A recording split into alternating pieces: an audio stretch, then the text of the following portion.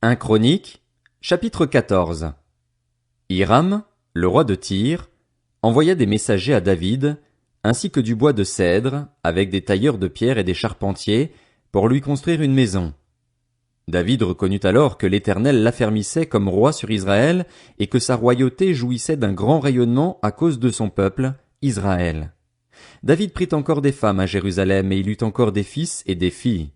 Voici le nom des enfants qu'il eut à Jérusalem: Shammua, Shobab, Nathan, Salomon, Jibar, Élishua, Elphélet, Noga, Népheg, Japhia, Élishama, Bééliada et Éliphélet.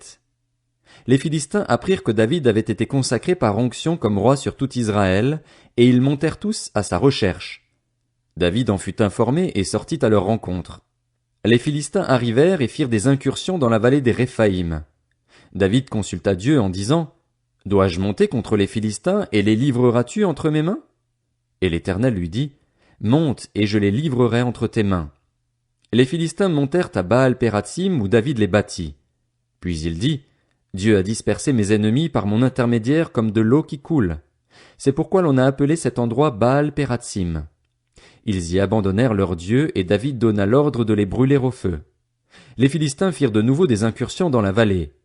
David consulta de nouveau Dieu, et Dieu lui dit: « Tu ne monteras pas derrière eux, fais un détour par rapport à eux, et tu arriveras sur eux vis-à-vis des mûriers. Quand tu entendras un bruit de pas dans les cimes des mûriers, alors tu sortiras pour combattre, car c'est Dieu qui marche devant toi pour battre l'armée des Philistins. » David fit ce que Dieu lui avait ordonné, et ils portèrent des coups à l'armée des Philistins depuis Gabaon jusqu'à Gézer. La réputation de David se propagea dans tous les pays, et l'Éternel fit de lui un objet de terreur pour toutes les nations. 1 Chroniques, chapitre 15. David se construisit des maisons dans la ville de David. Il prépara aussi un emplacement pour l'arche de Dieu et dressa une tente pour l'abriter. Il dit alors: « L'arche de Dieu ne doit être portée que par les Lévites, car c'est eux que l'Éternel a choisis pour porter son coffre et en faire à toujours le service. » Puis David rassembla tout Israël à Jérusalem pour faire monter l'arche de l'Éternel à la place qu'il lui avait préparée. David rassembla les descendants d'Aaron et les Lévites. Pour les Kéhathites, il y eut Uriel, le chef, et 120 de ses frères. Pour les Mérarites, Azaja, le chef, et 220 de ses frères. Pour les Guershonites, Joël, le chef, et 130 de ses frères. Pour les descendants d'Élitsaphan, Shemaéja, le chef, et 200 de ses frères. Pour les descendants d'Hébron, Éliel, le chef, et 80 de ses frères. Pour les descendants d'Uziel, Aminadab, le chef, et 112 de ses frères. David appela les prêtres Tsadok et Abiatar ainsi que les Lévites Uriel, Azaja, Joël, Shemaéja, Éliel et Aminadab.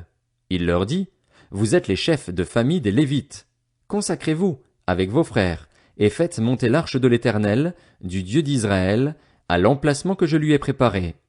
Parce que vous n'y étiez pas la première fois, l'Éternel, notre Dieu, nous a frappés. En effet, nous ne l'avions pas recherché conformément aux règles. » Les prêtres et les Lévites se consacrèrent pour faire monter l'arche de l'Éternel, du Dieu d'Israël. Les fils des Lévites portèrent l'arche de Dieu sur leurs épaules avec des barres, comme Moïse l'avait ordonné d'après la parole de l'Éternel. Puis David dit aux chefs des Lévites de disposer leurs frères musiciens avec leurs instruments de musique, des luths, des harpes et des cymbales, qu'ils devaient faire retentir de sons éclatants en signe de réjouissance.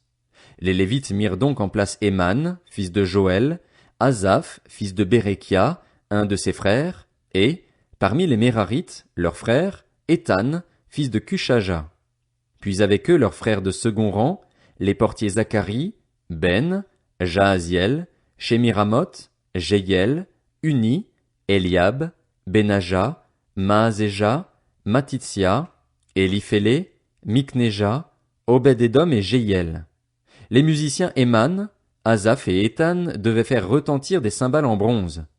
Zacharie, Aziel, Shemiramoth, Jéhiel, Uni, Eliab, Maazéja et Benaja avaient des luths pour les sopranos.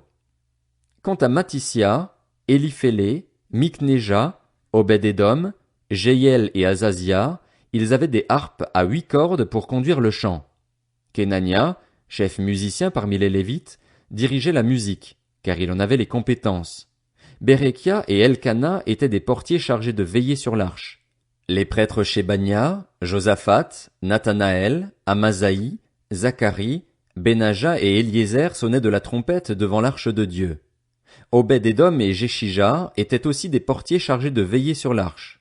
David, les anciens d'Israël et les chefs de milliers se mirent en route pour faire monter l'arche de l'alliance de l'Éternel depuis la maison d'Obed-Édom, et ce, au milieu des réjouissances.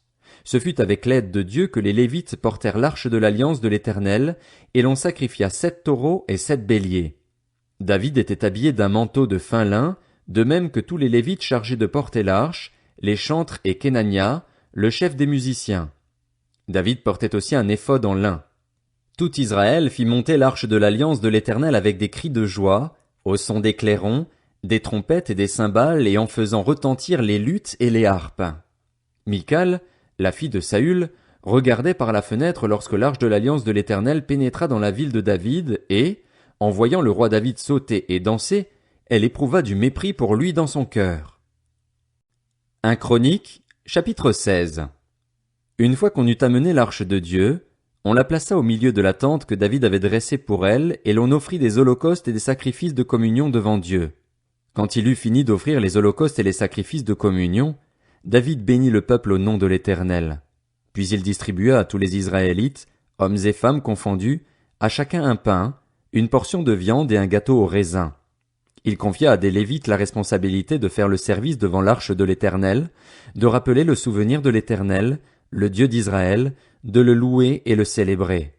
C'étaient Asaph, le chef, Zacharie, son second, Jéhiel, Shémiramoth, Jéhiel, Mattitsia, Eliab, Benaja, Obed-Édom et Jéhiel.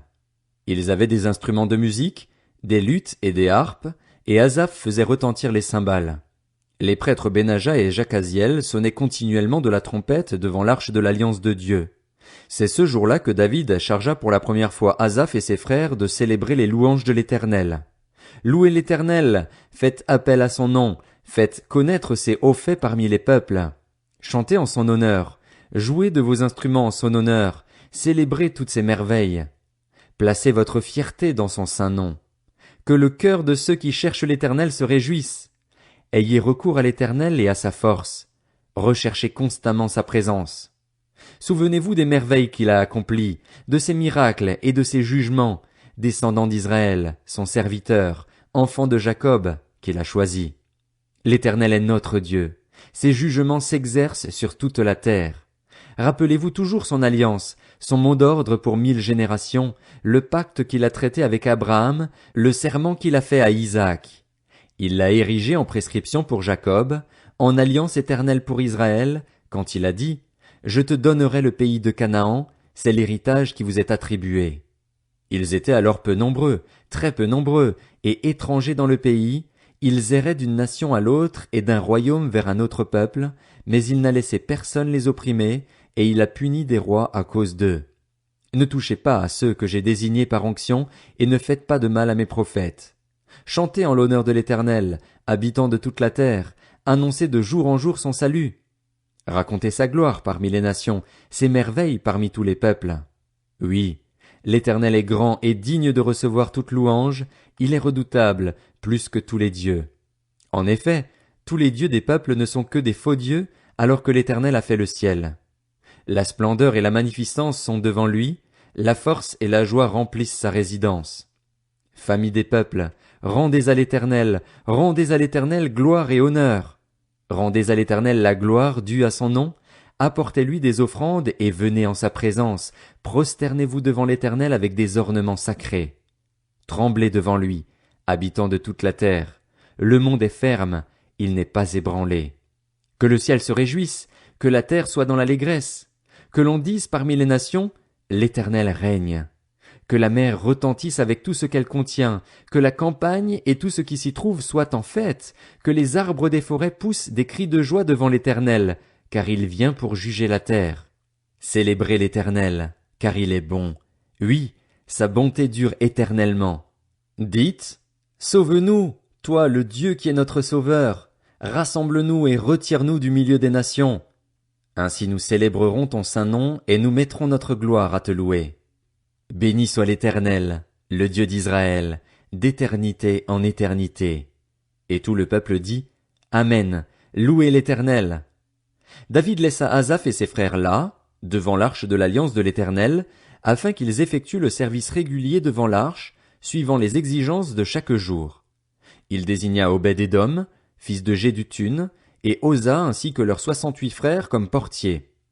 Il chargea le prêtre Tsadok et ses frères prêtres de servir devant le tabernacle de l'Éternel, sur le haut lieu qui se trouvait à Gabaon. Ils devaient constamment, matin et soir, offrir à l'Éternel des holocaustes sur l'autel des holocaustes, en respectant tout ce qui est écrit dans la loi de l'Éternel, prescrite par lui à Israël. Avec eux se trouvaient Éman, Jéduthun et les autres, ceux qui avaient été choisis, nommément désignés, pour louer l'Éternel, car sa bonté dure éternellement. Éman et Jéduthun avaient la charge des trompettes et des cymbales à faire retentir, ainsi que des instruments pour les chants en l'honneur de Dieu. Quant aux fils de Jéduthun, ils étaient portiers. Tout le peuple repartit, chacun chez soi, et David retourna chez lui pour bénir sa famille. 1 Chroniques, chapitre 17. Lorsqu'il fut installé dans son palais, David dit au prophète Nathan, Vois, j'habite dans une maison en cèdre, tandis que l'arche de l'alliance de l'Éternel se trouve sous une tente. Nathan répondit à David, Fais tout ce que tu as dans le cœur, car Dieu est avec toi. La nuit suivante, la parole de Dieu fut adressée à Nathan. Va annoncer à mon serviteur David, Voici ce que dit l'Éternel. Ce n'est pas à toi de me construire une maison pour que j'y habite.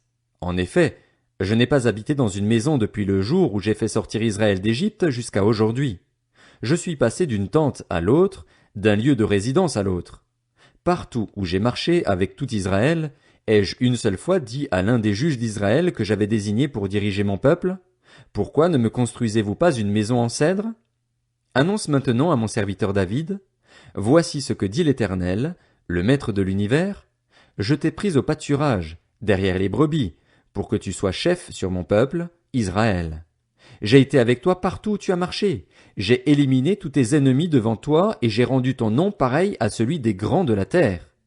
J'ai donné un lieu de résidence à mon peuple, à Israël, et je l'ai planté pour qu'il y soit fixé et ne soit plus agité, pour que les méchants ne le détruisent plus comme par le passé, comme à l'époque où j'avais établi des juges sur mon peuple, sur Israël.